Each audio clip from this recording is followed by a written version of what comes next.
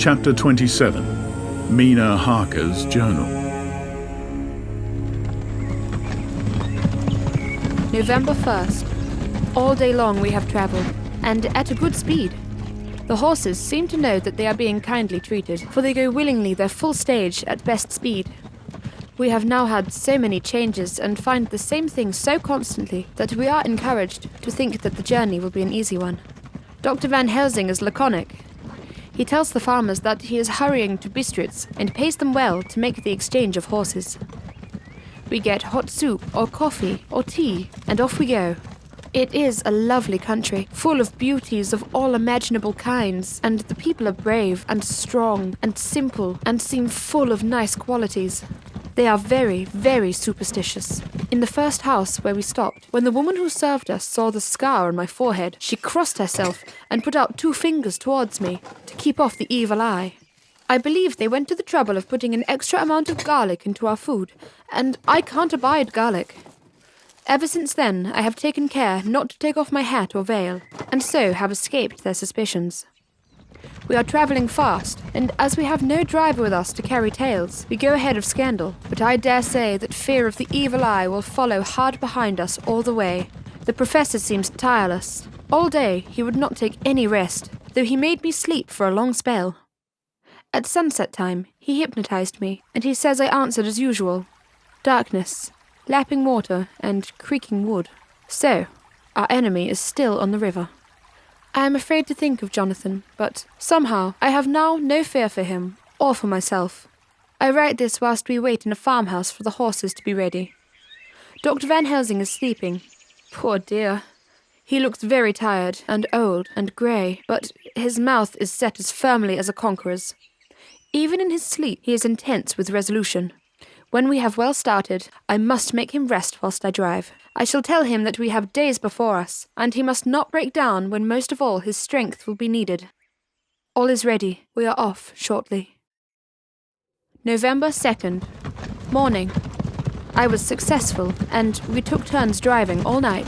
Now the day is on us, bright though cold. There is a strange heaviness in the air. I say heaviness for want of a better word. I mean that it oppresses us both. It is very cold, and only our warm furs keep us comfortable. At dawn, Van Helsing hypnotized me.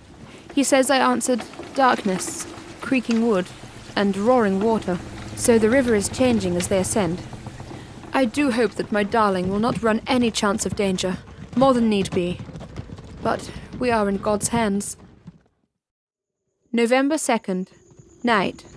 All day long driving. The country gets wilder as we go, and the great spurs of the Carpathians, which at Virestes seemed so far from us, and so low on the horizon, now seem to gather round us and tower in front. We both seem in good spirits. I think we make an effort each to cheer the other. In the doing so, we cheer ourselves. Dr. Van Helsing says that by morning we shall reach the Borgo Pass. The houses are very few here now, and the professor says that the last horse we got will have to go on with us, as we may not be able to change. He got 2 in addition to the 2 we changed, so that now we have a rude 4 in hand. The dear horses are so patient and good, and they give us no trouble. We are not worried with other travellers, and so even I can drive. We shall get to the pass in daylight. We do not want to arrive before. So we take it easy, and have each a long rest in turn. Oh, what will tomorrow bring to us? We go to seek the place where my poor darling suffered so much. God grant that we may be guided aright, and that he will deign to watch over my husband, and those dear to us both, who are in such deadly peril. As for me, I am not worthy in his sight. Alas, I am unclean to his eyes, and shall be, until he may deign to let me stand forth in his sight as one of those who have not incurred his wrath. Memorandum by Abraham Van Helsing. 1st November. This is to my old and true friend Dr. Seward, M.D. of Purfleet, London, in case I may not see him. It may explain. It is morning, and I write by a fire which all night I have kept alive, Madam Mina aiding me. It is cold, cold, so cold that the grey sky is full of snow, which, when it falls, will settle for all winter, as the ground is hardening to receive it. It seems to have affected Madam Mina. She has been so heavy of head all day, and she was not like herself. She sleeps and sleeps and sleeps. She, who is usually so alert, have done literally nothing all the day. She even have lost her appetite. She make no entry into her little diary, she who writes so faithful at every pause. Something whispered to me that all is not well. However, tonight she is more vive. Her long sleep all day have refreshed and restored her, for now she is all sweet and bright as ever. At sunset I try to hypnotize her, but alas, with no effect. The power has grown less and less with each day, and tonight it failed me altogether. Well, God's will be done, whatever it may be, and whithersoever it may lead. Now, to the historical, for as Madam Mina write not in her stenography, I must, in my cumbrous old fashion, that so each day of us may not go unrecorded. We go to the Borgo Pass just after sunrise yesterday morning. When I saw the signs of the dawn, I got ready for the hypnotism. We stopped our carriage and got down so that there might be no disturbance. I meet a couch with furs, and Madam Mina, lying down, yield herself as usual, but more slow and more short times than ever to the hypnotic sleep. As before came the answer, darkness and the swirling of water. Then she woke, bright and radiant, and we go on our way and soon reach the pass. At this time and place, she become all on fire with zeal. Some new guiding power be in her manifested, for she point to a road and say, This is the way. How do you know it? I ask. Of course I know it. She answer, and with a pause add, Have not my Jonathan travelled it, and wrote of his travel? At first, I think somewhat strange, but soon I see that there be only one such by-road. It is used but little, and very different from the coach road from the Bukovna to Bistritz, which is more wide and hard and more of use. So, we came down this road. When we meet other ways, not always were we sure that they were roads at all, for they be neglect, and light snow have fallen, the horses know, and they only. I give rein to them, and they go on so patient. By and by we find all things which Jonathan have noted in that wonderful diary of him. Then we go on for long, long hours and hours. At the first, I tell Madam Mina to sleep. She try, and she succeed. She sleep all the time, till at the last I feel myself too suspicious grow, and attempt to wake her, but she sleep on, and I may not wake her though I try. I do not wish to try too hard lest I harm her, for I know that she have suffered much, and sleep at times be all in all to her. I think I drowse myself, for all of a sudden I feel guilt as though I have done something.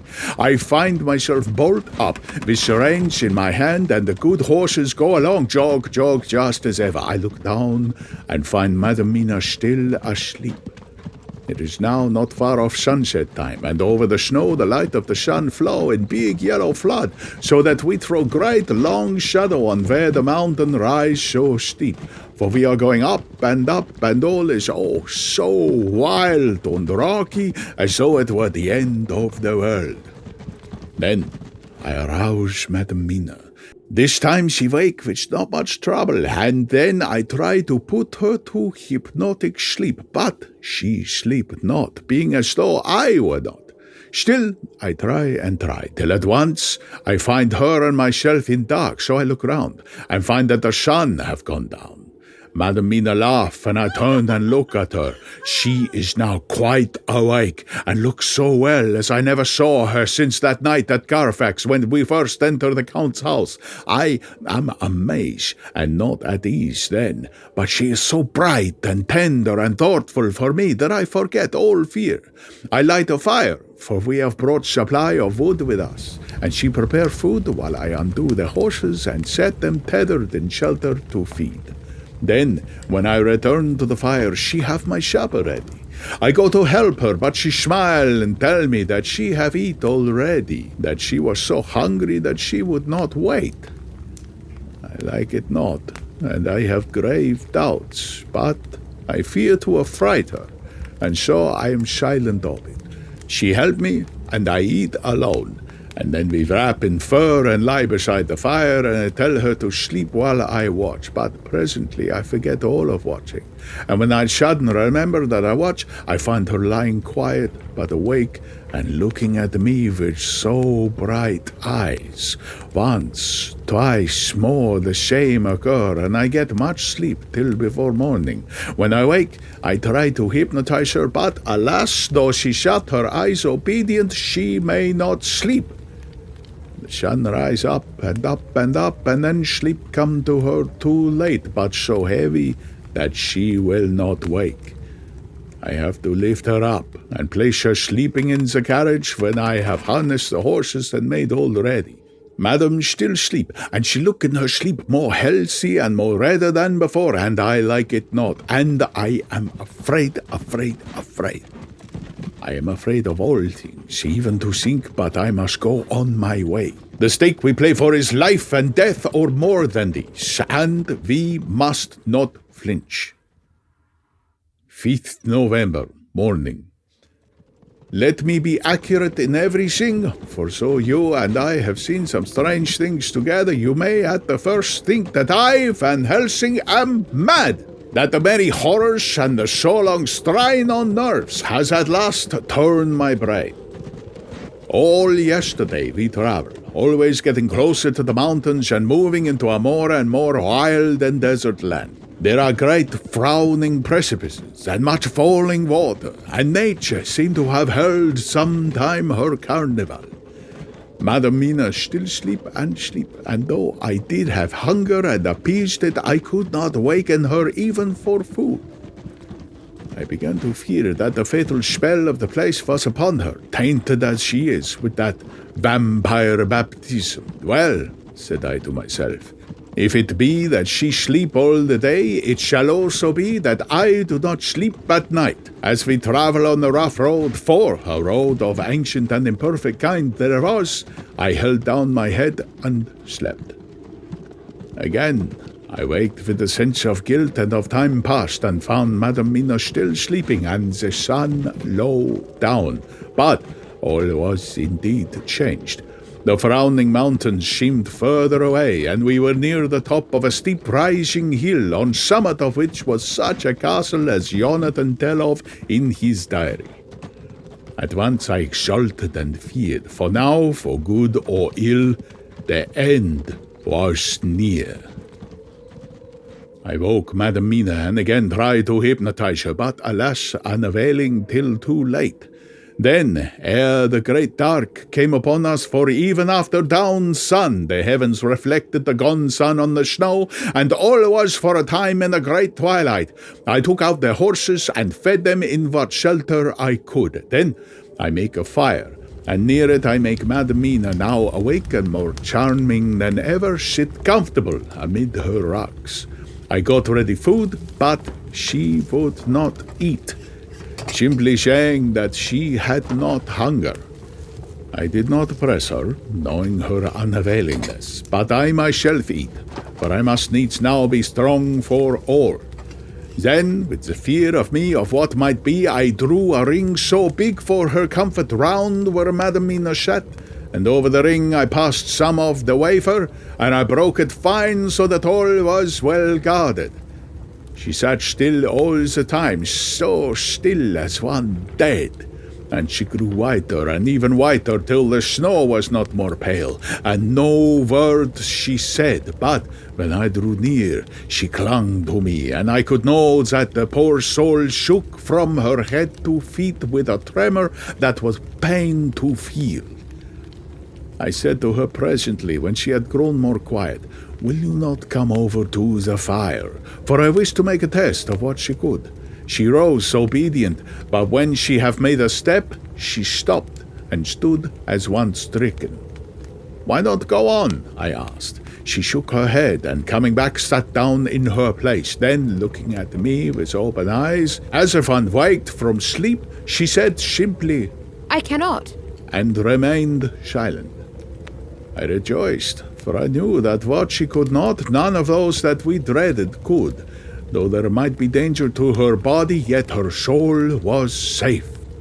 Presently, the horses began to scream and tore at the tethers till I came to them and quieted them. When they did feel my hands on them, they whinnied low as in joy and licked at my hands and were quiet for a time. Many times through the night did I come to them, till I arrived to the cold hour when all nature is at lowest, and every time my coming was with quiet of them. In the cold hour the fire began to die, and I was about stepping forth to replenish it, for now the snow came in flying sweeps and with a chill mist. Even in the dark there was a light of some kind, as there ever is over snow, and it seemed as though the snow flurries and the wreaths of mist took shape as of women with trailing garments. All was in dead, grim silence, only that the horses whinnied and cowered, as if in terror of the worst. I began to fear, horrible fears, but then came to me the sense of safety in that ring wherein I stood. I began, too, to think that my imaginings were of the night, and the gloom and the unrest that I have gone through, and all the terrible anxiety. It was as though my memories of all Jonathan's horrid experience were befooling me. But the snowflakes and the mist began to wheel and circle round, till I could get as though a shadowy glimpse of those women that would have kissed him. And then the horses cowered lower and lower, and moaned in terror as men do in pain. Even the madness of fright was not to them, so they could break away. I feared for my dear Madam Mina when these weird figures drew near and circled round. I looked at her, but she sat calm and smiled at me. When I would have stepped to the fire to replenish it, she caught me and held me back and whispered, like a voice that one hears in a dream, so low it was.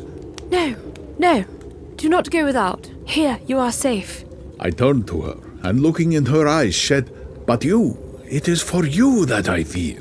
Whereat she laughed, a laugh low and unreal, and said, Fear for me? Why fear for me? None safer in all the world from them than I am. And as I wondered at the meaning of her words, a puff of wind made the flame leap up, and I see the red scar on her forehead. Then, alas, I knew, did I not, I would soon have learned, for the wheeling figures of mist and snow came closer, but kept ever without the holy circle. Then they began to materialize, till if God had not taken away my reason, for I saw it through my eyes, there were before me, in actual flesh, the same three women that Jonathan saw in their room when they would have kissed his throat. I knew the swaying round forms, the bright hard eyes, the white teeth, the ruddy color, the voluptuous lips. They smiled ever had poor dear Madam Mina, and as their laugh came through the silence of the night, they twined their arms and pointed to her, and said in those so sweet, tingling tones that Jonathan said were of the intolerable sweetness of the water glasses. Come, sister, come to us, come. In fear, I turned my poor Madam Mina, and my heart with gladness leapt like flame, for oh, the terror in her sweet eyes, the repulsion, the horror told a story to my heart that was all of hope. God be thanked, she was not yet of them. I seized some of the firewood which was by me, and holding out some of the wafer, advanced on them towards the fire. They drew back before me and laughed their low, horrid laugh. I fed the fire, and I feared them not, for I knew that we were safe within the ring, which she could not leave no more than they could enter. The horses had ceased to moan and lay still on the ground. The snow fell on them softly, and they grew whiter. I knew that there was for the poor beasts no more of terror.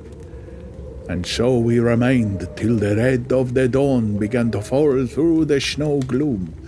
I was desolate, and afraid, and full of woe and terror. But when that beautiful sun began to climb the horizon, life was to me again.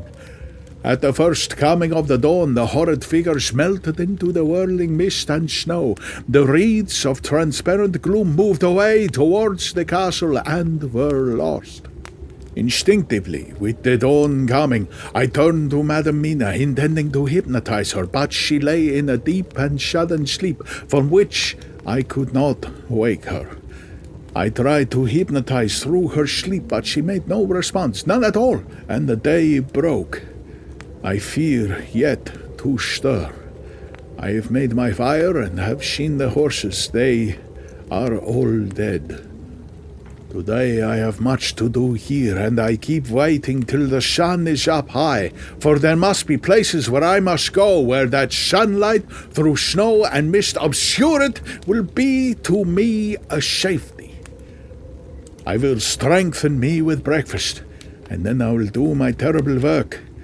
Madam Mina still sleeps, and God be thanked, she is calm in her sleep. Jonathan Harker's Journal. 4th November, evening. The accident to the launch has been a terrible thing for us.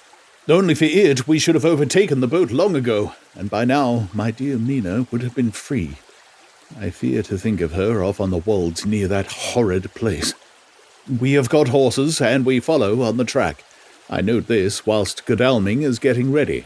We have our arms. The Zagani must look out if they mean to fight. Oh, if only Morris and Seward were with us. We must only hope. If I write no more, goodbye, Mina. God bless and keep you. Dr. Seward's Diary. 5th of November. With the dawn, we saw the body of Zagani before us dashing away from the river with their litre wagon. They surrounded it in a cluster and hurried along as though beset. The snow is falling lightly, and there is a strange excitement in the air. It may be our own feelings, but the depression is strange. Far off I hear the howling of wolves. The snow brings them down from the mountains, and there are dangers to all of us and from all sides. The horses are nearly ready, and we are soon off. We ride to death of someone. God alone knows who or where or what or when or how it may be. Dr. Van Helsing's Memorandum. 5th November, afternoon. I am at least sane. Thank God for that mercy at all events, though the proving of it has been dreadful. When I left Madam Mina sleeping within the Holy Circle, I took my way to the castle. The blacksmith hammer, which I took in the carriage from Veresti, was useful. Though the doors were all open, I broke them off the rusty hinges, lest some ill intent or ill chance should close them, so that being entered, I might not get out. Jonathan's bitter experience served me here. By memory of his diary, I found my way to the old chapel, for I knew that here my work lay. The air was oppressive. It seemed as if there was some sulphurous fume, which at times made me dizzy. Either there was a roaring in my ears, or I heard afar off the howl of wolves. Then I bethought me of my dear Madam Mina, and I was in terrible plight. The dilemma had me between his horns. Her I had not dared to take into this place, but left safe from the vampire in that holy circle, and yet, even there would be the wolf. I resolved me that my works lay here, and that as to the wolves we must submit if it were God's will. At any rate, it was only death and freedom beyond. So did I choose for her. Had it but been for myself, the choice had been easy. The maw of the wolf were better to rest in than the grave of the vampires. So I made my choice to go on with my work. I knew that there were at least 3 graves to find, graves that I inhabit. So I search, and I find one of them. She lay in her vampire sleep so full of life and voluptuous beauty that I shudder as though I have come to do murder. I doubt not that in the old time when such things were, many a man who set forth to do such a task as mine found at last his heart fail him, and then his nerve. So he delay and delay and delay till the mere beauty and the fascination of the wanton undead have hypnotized him, and he remain on and on till sunset come and the vampire sleep be over. Then the beautiful eyes of the fair woman open and look love, and the voluptuous mouth present to a kiss, and the man is weak, and there remain one more victim in the vampire fold, one more to swell the grim and grisly ranks of the undead. There is some fascination, surely, when I am moved by the mere presence of such a one, even lying as she lay in a tomb fretted with age and heavy with the dust of centuries, though there be that horrid odour, such as the lair of the Count have had. Yes, I was moved, I, Van Helsing, with all my purpose, and with my motive for hate. I was moved to a yearning for delay, which seemed to paralyse my faculties and to cloak my very soul. It may have been that the need of natural sleep and the strange oppression of the air were beginning to overcome me. Certain it was that I was lapsing into sleep, the open-eyed sleep of one who yields to a sweet fascination, when there comes through the snow-stilled air a long, low wail, so full of woe and pity that it woke me like the sound of a clarion, for it was the voice of my dear Madam Mina that I heard. Then I braced myself again to my horrid task, and found by wrenching away tomb tops one other of the sisters, the other dark one.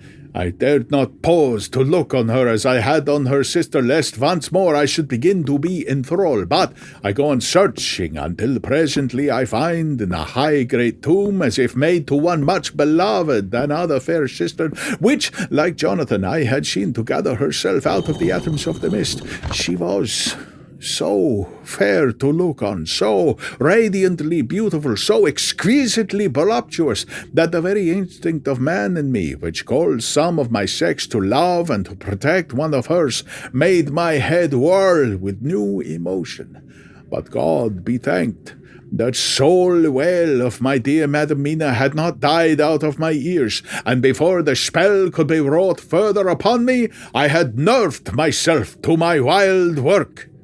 By this time I had searched all the tombs in the chapel so far as I could tell, and as there had been only 3 of these undead phantoms around us in the night, I took it that there were no more of active undead existent. There was one great tomb, more lordly than all the rest. Huge it was, and nobly proportioned. On it was but one word: Dracula. This, then, was the undead home of the king vampire, to whom so many more were due. Its emptiness spoke eloquent to make certain what I knew. Before I began to restore these women to their dead selves through my awful work, I laid in Dracula's tomb some of the wafer, and so banished him from it, undead forever. Then began my terrible task, and I dreaded it. Had it been but one, it had been easy comparative, but 3, to begin twice more after I had been through a deed of horror, for it was terrible with the sweet Miss Lucy. What would it not be with these strange ones who had survived through centuries, and who have been strengthened by the passing of the years, who would, if they could, have fought for their foul lives. Oh, my friend Jon, but it was butcher work. Had I not been nerved by thoughts of other dead and of the living, over whom such a pall of fear I could not have gone on. I tremble and tremble even yet, though till all was over, God be thanked, my nerve did stand. Had I not seen the repose in the first place, and the gladness that stole over it just ere the final dissolution came, as realization that the soul had been won, I could not have gone further with my butchery. I could not have endured the horrid screeching as the stake drove home, the plunging of writhing form and lips of bloody foam. I should have fled in terror and left my work undone, but it is over, and the poor souls I can pity them now, and weep as I think of them placid each in her full sleep of death for a short moment ere fading. For, friend Jon, hardly had my knife severed the head of each before the whole body began to melt away and crumble into its native dust, as though the death that should have come centuries ago had at last assert himself and say at once and loud, I am here. Before I left the castle, I so fixed its entrances that nevermore can the Count enter there undead.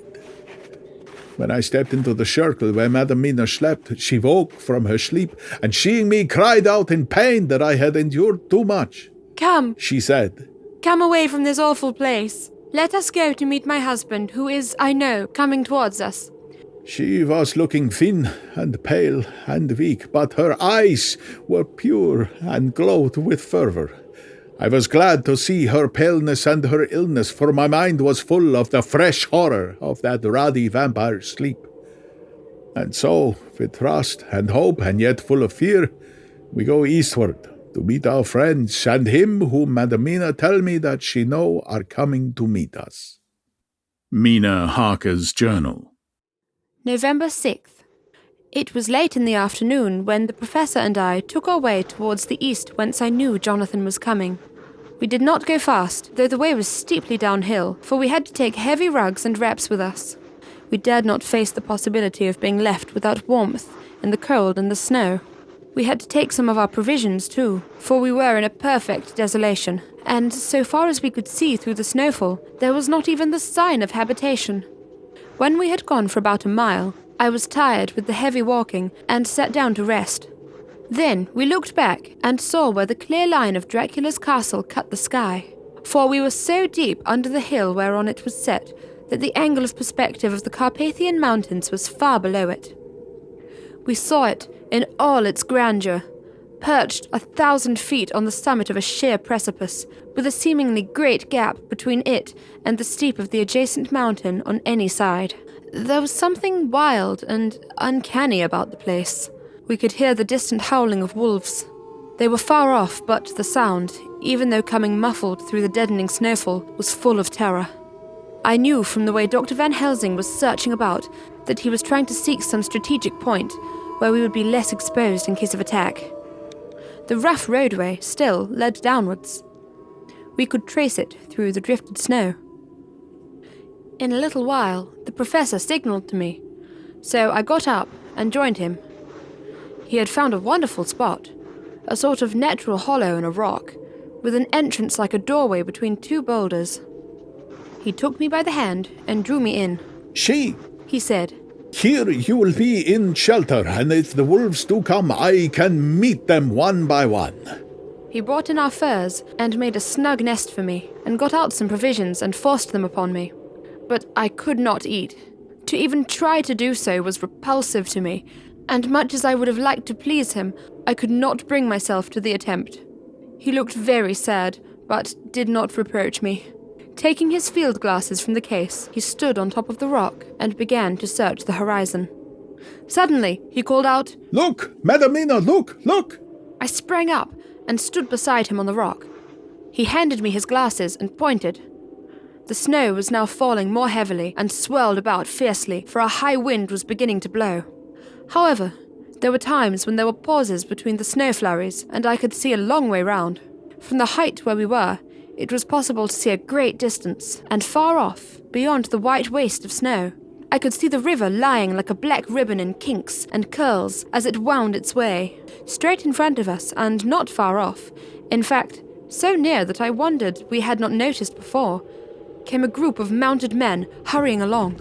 In the midst of them was a cart, a long lighter wagon, which swept from side to side like a dog's tail wagging, with each stern inequality of the road. Outlined against the snow as they were, I could see from the men's clothes that they were peasants or gypsies of some kind. On the cart was a great, square chest. My heart leapt as I saw it, for I felt that the end was coming.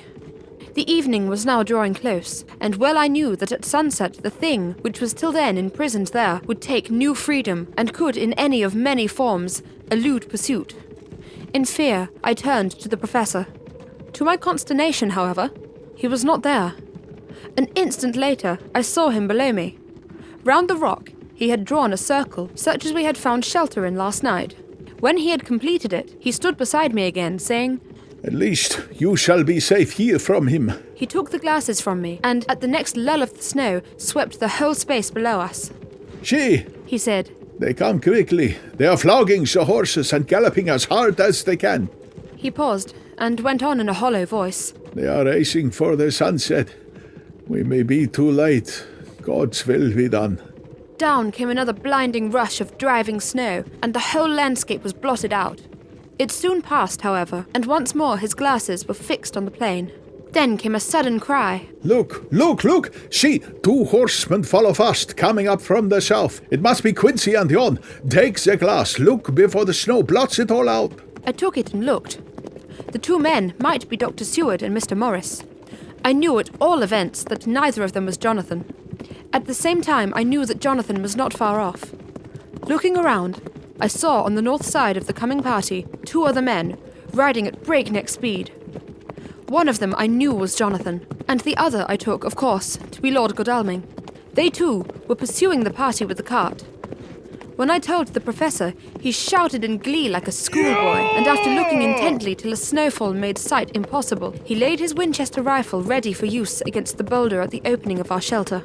"They are all converging. He said. When the time comes, we shall have gypsies on all sides."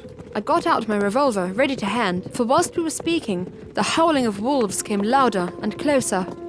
When the snowstorm abated a moment, we looked again. It was strange to see the snow falling in such heavy flakes close to us, and beyond, the sun shining more and more brightly as it sank down towards the far mountain tops. Sweeping the glass all around us, I could see here and there dots moving singly and in 2s and 3s and larger numbers. The wolves were gathering for their prey. Every instant seemed an age whilst we waited. The wind came now in fierce bursts, and the snow was driven with fury as it swept upon us in circling eddies. At times, we could not see an arm's length before us, but at others, as the hollow-sounding wind swept by us, it seemed to clear the airspace around us so that we could see afar off. We had of late been so accustomed to watch for sunrise and sunset that we knew with fair accuracy when it would be, and we knew that before long the sun would set. It was hard to believe that by our watches it was less than an hour that we waited in that rocky shelter before the various bodies began to converge close upon us.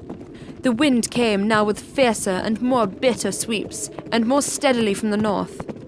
It seemingly had driven the snow clouds from us, for with only occasional bursts the snow fell. We could distinguish clearly the individuals of each party, the pursued and the pursuers. Strangely enough, those pursued did not seem to realize, or at least to care, that they were pursued. They seemed, however, to hasten with redoubled speed as the sun dropped lower and lower on the mountain tops. Closer and closer they drew. The professor and I crouched down behind our rock and held our weapons ready. I could see that he was determined that they should not pass. One and all were quite unaware of our presence. All at once, 2 voices shouted out to "Halt!"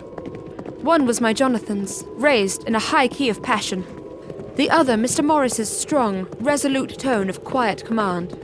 The gypsies may not have known the language, but there was no mistaking the tone, in whatever tongue the words were spoken. Instinctively they reined in, and at the instant, Lord Godalming and Jonathan dashed up at one side, and Dr. Seward and Mr. Morris on the other. The leader of the gypsies, a splendid-looking fellow who sat his horse like a centaur, waved them back, and in a fierce voice gave to his companions some word to proceed. They lashed the horses, which sprang forward, but the 4 men raised their Winchester rifles, and in an unmistakable way commanded them to stop. At the same moment, Dr. Van Helsing and I rose behind the rock and pointed our weapons at them. Seeing that they were surrounded, the men tightened their reins and drew up. The leader turned to them and gave a word at which every man of the gypsy party drew what weapon he carried, knife or pistol, and held himself in readiness to attack. The issue was joined in an instant. The leader, with a quick movement of his rein, threw his horse out in front and pointed first to the sun, now close down on the hilltops, and then to the castle, said something which I did not understand. For answer, all 4 men of our party threw themselves from their horses and dashed towards the cart. I should have felt terrible fear at seeing Jonathan in such danger, but that the ardour of battle must have been upon me as well as the rest of them. I felt no fear, but only a wild, surging desire to do something. Seeing the quick movement of our parties, the leader of the gypsies gave a command. His men instantly formed round the cart in a sort of undisciplined endeavour, each one shouldering and pushing the other in his eagerness to carry out the order. In the midst of this, I could see that Jonathan on one side of the ring of men and Quincy on the other were forcing a way to the cart. It was evident that they were bent on finishing their task before the sun should set. Nothing seemed to stop or even hinder them. Neither the levelled weapons, nor the flashing knives of the gypsies in front, nor the howling of the wolves behind, appeared to even attract their attention. Jonathan's impetuosity and the manifest singleness of his purpose seemed to overawe those in front of him. Instinctively, they cowered aside and let him pass. In an instant, he had jumped upon the cart, and with a strength which seemed incredible, raised the great box and flung it over the wheel to the ground. In the meantime, Mr. Morris had had to use force to pass through his side of the ring of Zazgani. All the time I had been breathlessly watching Jonathan, I had, with the tail of my eye, seen him pressing desperately forward, and had seen the knives of the gypsies flash as he won a way through them, and they cut at him. He had parried with his great bowie knife, and at first I thought that he too had come through in safety. But as he sprang beside Jonathan, who had by now jumped from the cart, I could see that with his left hand he was clutching at his side, and that the blood was spurting through his fingers. He did not delay notwithstanding this, for as Jonathan, with desperate energy, attacked one end of the chest, attempting to prise off the lid with his great kukri knife, he attacked the other frantically with his bowie. Under the efforts of both men, the lid began to yield. The nails drew with a screeching sound, and the top of the box was thrown back.